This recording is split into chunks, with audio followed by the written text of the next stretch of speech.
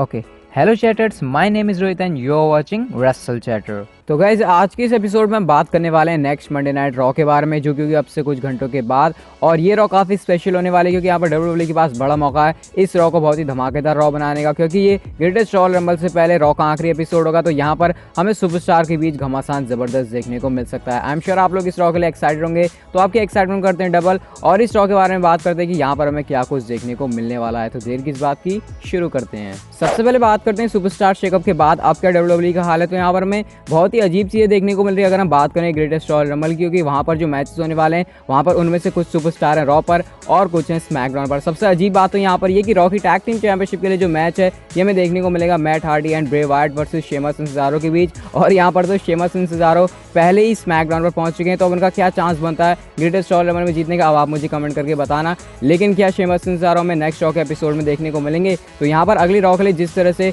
Raw की tag team championship match को advertise किया जा रहा है कि क्या कुछ हमें इनके बीच देखने को मिल सकता है, वहाँ पर तो शायद देखकर ऐसा लग रहा है कि शेमस एंड सेजारो आ सकते हैं रॉ के एपिसोड में। और ऐसा भी कुछ लिखा गया है कि क्या Matt Hardy and Bray Wyatt momentum gain कर पाएंगे। अब देखते हैं शेमस एंड सेजारो नेक्स्ट रॉ के एपिसोड में आते हैं, और अगर आते हैं तो भाई फिर सुपरस्टार शेकअप का क्या फायदा। इसके अलावा इंटरकॉन्टिनेंटल चैंपियनशिप के मैच की बात करें जो कि होगा ग्रेटेस्ट रॉयल रंबल में, तो कुछ ना कुछ यहाँ पर डब्ल्यूडब्ल्यूई इसके लिए बिल्डअप दिखाना चाहेगी। अब दिखाना चाहेगी यानी ये तो मुझे समझ नहीं आ रहा, क्योंकि ग्रेटेस्ट रॉयल रंबल किस तरह का शो है, लग तो रहा बहुत ही जबरदस्त है, लेकिन फिर भी जैसी कहानी मेन रोस्टर में चली देखकर लग तो नहीं रहा कि डब्ल्यूडब्ल्यूई के ऐसे कुछ प्लान्स थे भी पहले से, बस जबरदस्ती के बीच में कुछ मैचेस घुसेड़ दिए। जैसे इंटरकॉन्टिनेंटल चैंपियनशिप के लिए समोआ जो आ चुके हैं स्मैकडाउन पर, मिस भी आ चुके हैं स्मैकडाउन पर, या फिर यहाँ पर डब्ल्यूडब्ल्यूई को सुपरस्टार शेकअप के बारे में ऐसा करना चाहिए था कि ग्रेटेस्ट रॉयल रंबल के बाद अगर वो सुपरस्टार शेकअप करते तब तो यहाँ पर कुछ हमें सेंस भी बनता हुआ दिखाई देता। लेकिन सुपरस्टार शेकअप के बाद जो ग्रेटेस्ट रॉयल रंबल के मैच की कहानी है मुझे तो पूरी उल्टी सीधी नजर आती है। अब देखते हैं कि क्या समोआ जो रॉ में होंगे, मिज रॉ में होंगे। वैसे लगता नहीं कि हमें रॉ के एपिसोड में देखने को मिलेंगे, और इंटरकॉन्टिनेंटल चैंपियनशिप के मैच के लिए शायद ही हमें रॉ के एपिसोड में कोई बिल्डअप देखने को मिले।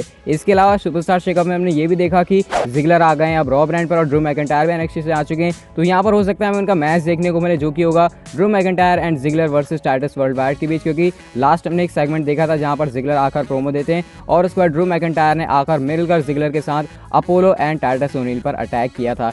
साथ साथ हम यहाँ पर रोंडा राउजी की भी नई स्टोरीलाइन देख रहे हैं। ऐसा लग रहा था कि शायद रोंडा राउजी की कहानी स्टेफनी मैकमैन के साथ आगे चलने वाली, लेकिन जिस तरह से हमने रॉ के एपिसोड में देखा कि नटालिया एंड रोंडा राउजी हमें फ्रेंड बनते हुए दिखाई दे रहे हैं, तो शायद ये आगे हमें एक साथ ही काम करते हुए दिखाई दें। जिंदर महल की बात करें तो लास्ट रॉ के एपिसोड में हमने देखा था कि उनके हाथ से यूएस चैंपियनशिप छिन गई थी, और अब वो चैंपियनशिप पहुंच चुकी है जेफ हार्डी के हाथ में, और वो भी पहुंच चुके हैं स्मैकडाउन लाइव ब्रांड के अंदर। तो यहाँ पर वही बात आती है कि ग्रेटेस्ट रॉयल रंबल के मैच के लिए अब बिल्डअप बनेगा कैसे। जैसे मैंने आपको शुरुआत में कहा कि काफ़ी अजीब हो रहा है, जिंदर महल तो है रॉ पर, तो हो सकता है यहाँ पर हमें जिंदर महल का प्रोमो सेगमेंट देखने को मिले जहाँ पर वो कहें कि भाई मैं तो तैयार नहीं था। जैसे हमने देखा था बैक स्टेज में ये भी कहा था कि मैं तैयार नहीं था, एकदम से मैच और मुझसे चैंपियनशिप छिन गई। तो यहाँ पर जिंदर महल हमें ऐसी एक्सक्यूज देते हुए भी दिखाई दे सकते हैं। बॉबी लैशली की बात करें कि वो क्या करेंगे नेक्स्ट रॉ के एपिसोड में, तो हमने लास्ट रॉ के एपिसोड में देखा था कि बॉबी लैशली को मल्टी मैन मैच में बुक किया गया था, और मेरे हिसाब से वो बुकिंग बिल्कुल भी सही नहीं थी। कुछ ऐसा करना चाहिए था जैसे कि हमने उनके रिटर्न पर देखा था उन्होंने एलायंस को धो दिया था, तो शायद यहाँ पर डब्ल्यूडब्ल्यूई को बॉबी लैशली का एक प्रोमो सेगमेंट करवाना चाहिए था, और उसके बाद वहाँ पर उन्होंने कोई सुपरस्टार इंटरप्ट करता और बॉबी लैशली फिर उसकी भी वैसी बैंड बजाते जैसे उन्होंने बजाई थी एलायंस की।